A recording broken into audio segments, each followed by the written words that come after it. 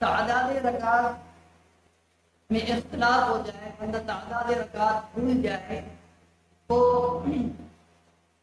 اس کے پورے نماز کس طرح پوری کی جائے اور نماز کو کس طرح مکمل کیا جائے؟ تو دیکھیں مسئلہ یہ ہے کہ تعداد رکعت کے اندر انسان جب بھول جائے تو تھوڑا ذہن کے اندر دباؤ ڈالے کہ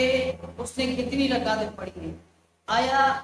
3 رکعتیں پڑھی ہیں یا 4 رکعتیں پڑھی ہیں۔ اگر زیادہ ذہن جو ہے وہ زیادہ خیال جو ہے وہ 3 کی طرف جائے تو آپ 3 پر بنا کریں اور چوتھی رکعت ملا کر نماز مکمل کر لیں۔ اگر پھر وہ ذہن اس بات کی طرف جا رہا ہے کہ 4 رکعت پڑھنی ہے، جب 4 رکعت پڑھ لی تو آپ کی نماز مکمل ہے۔ اگر ایسا شخص ہے جو دین دین ہے، وہ یہ سوچ رہا ہے کہ پتہ نہیں 3 ہوگی یا 4 ہوگی، تو حدیث پاک آپ علیہ السلام نے فرمایا جب نہیں آنے لگا تو کم رکعتوں کو شمار کر کے اس کے اوپر بنا کرتے، یعنی اگر جو ہے وہ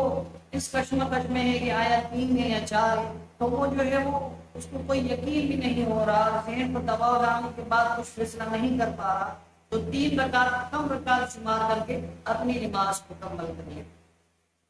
تو نماز مکمل کرنے کا طریقہ یہ ہوگا کہ جب آپ نے وہ 3 رکعت شمار کر لی اس کے بعد چوتھی رکعت ادا کی، چوتھی رکعت ادا کرنے کے بعد مزید آپ کو ایک ادا کرنا ہے یعنی اتحیات پڑھنا ہے، یعنی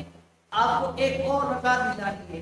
کیوں؟ کیونکہ آیا ہو سکتا ہے کہ آپ نے جو ہے یہ جو ابھی چوتھی رکعت ادا کی یہ جو ہے وہ چوتھی ہو اور جو ہے وہ یا پھر یہ آخری رکعت آپ کی